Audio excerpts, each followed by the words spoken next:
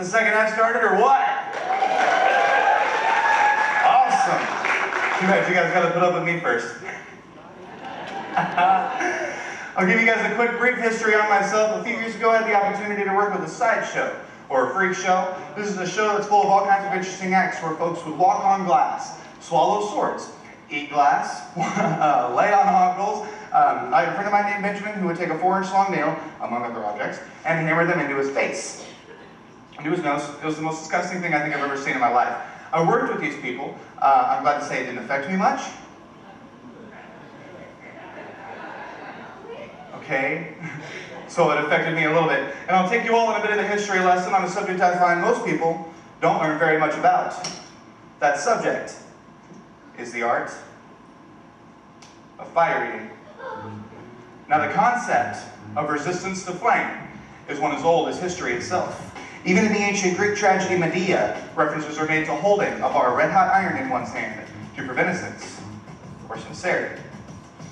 Now the first written account of fire eating was in 1607, was made by a man named Henry Wotton, the first written account of fire eating was made by a man named Henry Wotton, who wrote about an English sailor who, upon returning from India, could eat fire as though it were candy. With that in mind, I'm going to show you the simplest method to extinguish a torch with one's mouth.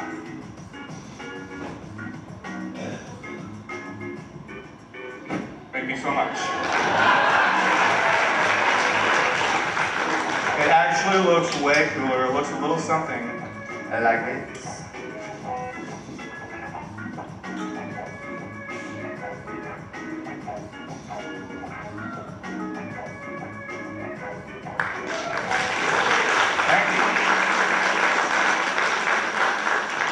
Now the first commercialized viable fire-eating act was in the 1780s. It was made by a man only known as Richardson. Now Richardson was not only known for his ability to swallow the flame, but for the apparent affinity he would display for it.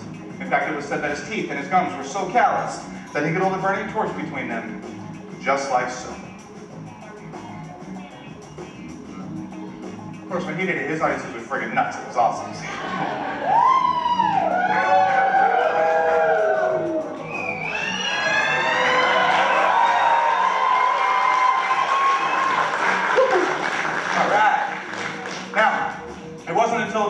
Fast forward to about the 1800s, which is what is known as the golden age of fire eaters.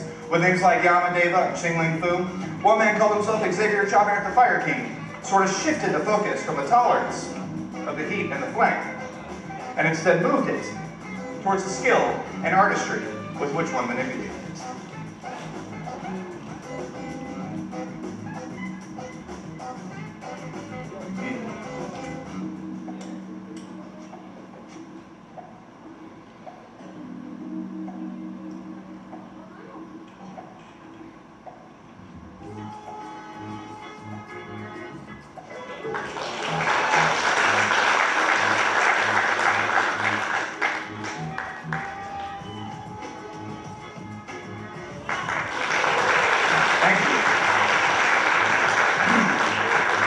Now, it wasn't until about the late 1800s that the popularity of fire eating took a drastic nosedive, and fire eaters were getting kicked out of theaters, so in order to draw more crowds, they would perform increasingly dangerous stunts, like the tongue transfer.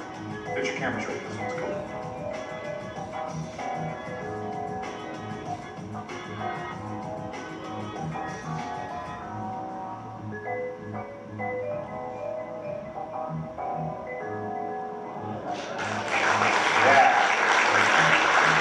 Or even for their grand finale, and from mine to you, twice the flame at once.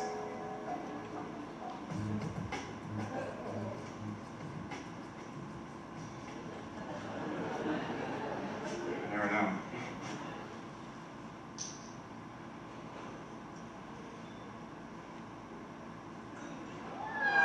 Woo!